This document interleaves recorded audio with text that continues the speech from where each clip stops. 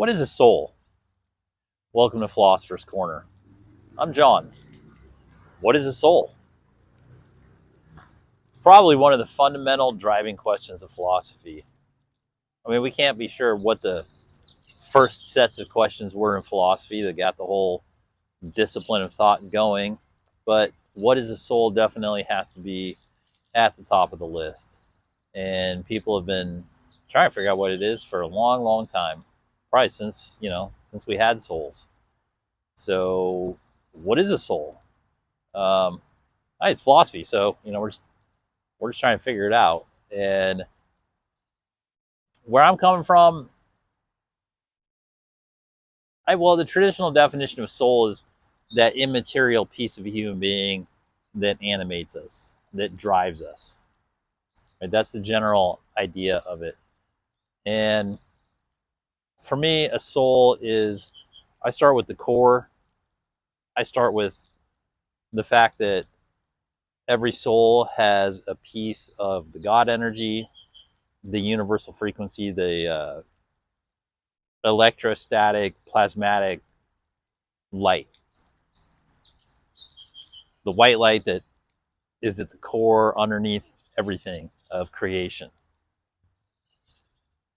Each soul has a piece of that.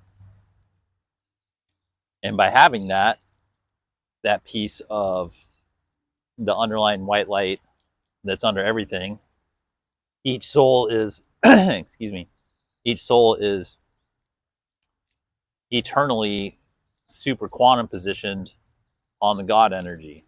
The God energy being the electrostatic plasmatic white light of creation. So within each soul, there's a piece of that.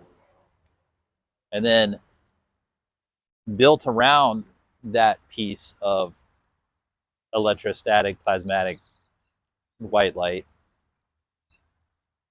is an energy body. Body being a description of essentially like an energy construct housing that surrounds the piece of light. And to me, that's what the soul actually is. And that construction of the piece of the plasmatic white light that comes from the primal level of creation, surrounded by the energetic housing. That energetic housing, that combination is what houses our eternal and immortal perspective and identity, like a never expiring hard drive. Whenever that's given birth to and whenever that goes out into the universe, that's the portion of us, excuse me, that's the portion of us that when it goes through all the different realms and takes a body, all of the other portions of the body are constructed and manifested around that part of the being. So to me, it doesn't matter if it's anything that has a soul, which I think everything does have a soul. It has that piece of the God energy. It has the housing, and in that housing, that's what carries the information for all karma. It connects you to Akashic records. It connects. That is the anchor point for the consciousness that we are. The never-ending stream of energy and all associated information pertinent to the particular soul as it goes throughout creation and the universe and all the realms and all the dimensions. So in a way, it's kind of like the soul's kind of like the blockchain where it's a permanent and eternal accounting of all the material and immaterial transactions that being goes through. And that's the portion of a being that any sort of physical body in any realm is built around. And that's the part that comes and goes from realm. So when a baby is born, that's what comes into the mother's womb that the biology starts to come around and create the body for the baby. And then as that baby goes through life and has experiences, it's the same soul that goes through all that.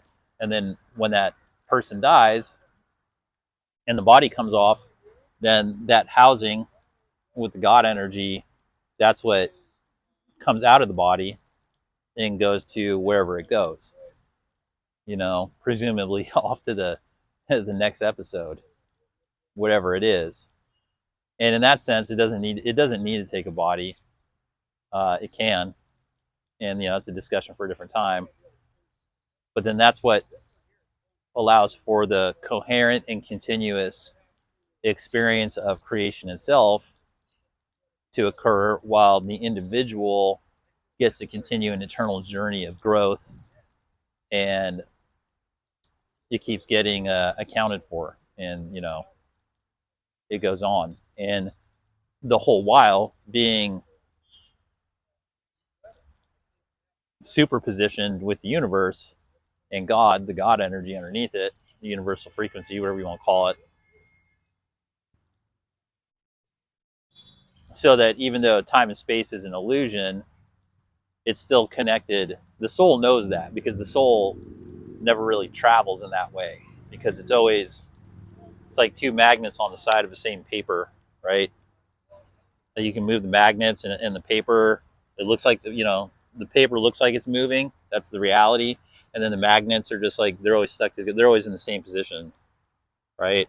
So that's kind of like the soul and the God energy. They're like magnets, and the reality is this thing. And so it gives us the illusion that we're going to different realms, or different material realms, or whatever, or in different states of being. But in reality, there's no movement. It's an illusion, because the whole thing is a construct. The whole material reality is a construct, essentially, for our entertainment. So yeah, I think that's what the soul is. So you have a piece of the white light God energy, and it's housed in an energy construct that acts like a permanent hard drive or character select, or whatever, however you want to think about it. And then it never goes away. That's what we are permanently. That's what gives me a great amount of security existing in the universe, is that through transcendental meditation and inner searching and knowing thyself, ultimately knowing thyself, you go through all these like physical layers, and you go through your character traits and your psychology traits and whatever. But really, for me, and when you cross reference this with sages and mystics and any deep seekers throughout the ages, when you know to come yourself, when you come to know yourself, what you come to know is your soul. And when you get into the soul realm, that's when you can unpack your eternal journey. That's when you can really start to know where you are. When you get to have some context on your soul, that's when the universe really opens up to you, and when creation starts to have some context and you know, make a lot more sense. And that's all due to the soul. And I think that's great. So what is the soul? That's what I think about it. Obviously, you know, you can leave what you think in the comments, or make your own videos. This is all about thinking for yourself. So thanks for spending some time here at Philosopher's Corner. Hope you have a good day.